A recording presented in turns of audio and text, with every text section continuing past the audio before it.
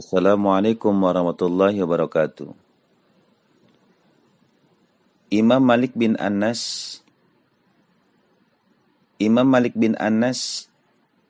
Al-Ashbahi Al-Arabi lahir di Madinah pada tahun 95 Hijriah dan dibesarkan di daerah ini sampai meninggal dunia pada tahun 179 Hijriah. Kakeknya berasal dari Yaman, kemudian pindah dan menetap di Madinah termasuk jajaran sahabat Rasulullah. Ia mempelajari ilmu keislaman pada ulama-ulama yang berada di Madinah. Ia telah mengumpulkan ilmunya dari 900 guru. 300 di antaranya berasal dari tabi'in. Yang penting di sini ialah antara lain Rabi'ah bin Abdurrahman dalam bidang ilmu fikih, Nafi Maula Ibnu Umar dan Ibnu Syihab Al-Zuhri, Abul Jannad dan Yahya bin Sa'id Al-Ansori dalam bidang hadis. Ia amat mendalam penguasaannya terhadap hadis dan amat tekun mengumpulkannya hingga orang-orang banyak mengambil sumber hadis daripadanya. Teman-temannya yang meriwayatkan hadis daripadanya antara lain Sufyan Ats-Tsauri, Al-Laisti, Ibnu Sa'ad, Al-Auza'i, Sufyan bin Uyainah, dan Abu Yusuf.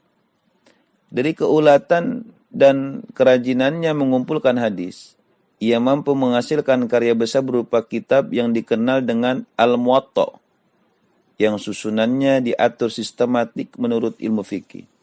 Kitab ini disusunnya pada tahun 148 Hijriah, dan kemudian diadakan pengkajian lagi berupa penelitian dan penyaringan hingga 10 tahun lamanya. Baru pada tahun 159 Hijriah, kitab ini diajarkan untuk umum. Karya-karya Imam Malik lainnya antara lain adalah Tafsir Gharibil Quran, Risalah fi Raddin al-Qadariyah, Risalah ila al-Rashid fil Adab wal Mawaid, Kitab Al-Siyar, dan lain-lain. Imam Malik seorang yang amat berhati-hati dalam menyampaikan fatwanya.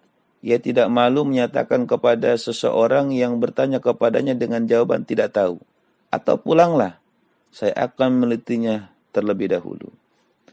Setelah berguru kepada Imam Malik, Imam Syafi'i mengetahui seluk-beluk gurunya itu.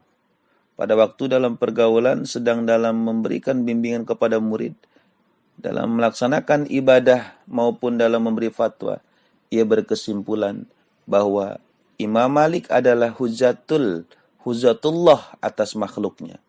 Sesudah para tabi'in, beliau guru saya dan daripadanya lah aku memperoleh ilmu.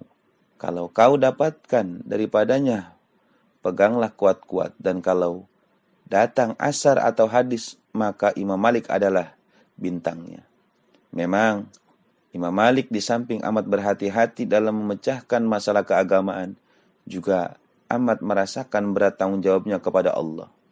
Hal yang sangat aku rasakan berat dalam hidupku adalah kalau aku ditanya tentang halal dan haram, karena masalah itu hanya Allah yang menentukannya. Demikian suatu ketika ia berseloroh kepada sahabat-sahabatnya. Imam Malik sendiri memiliki keistimewaan yang mengagumkannya, yaitu kecintaannya kepada Rasulullah. Makamnya bahkan di kota Madinah yang membuat ia tidak pernah meninggalkannya. Bagi Imam Malik, cinta kepada Rasulullah adalah cinta kepada hadis, hingga ia menjadi tokoh hadis. Sanad-sanad hadis yang ia rawikan termasuk baik dan benar. Karena kehati-hatiannya itu, di samping ia telah menulis hadis dengan tangannya sendiri tidak kurang dari 100.000 hadis. Setiap Imam Malik akan membahas tentang hadis, ia terlebih dahulu bersuci, memakai pakaian yang bersih, wangi-wangian dan sorban. Itu dilakukan semata-mata untuk menghormati hadis Rasulullah Shallallahu Alaihi Wasallam. Mudah-mudahan kisah ini bermanfaat untuk kita semua. Assalamualaikum warahmatullahi wabarakatuh.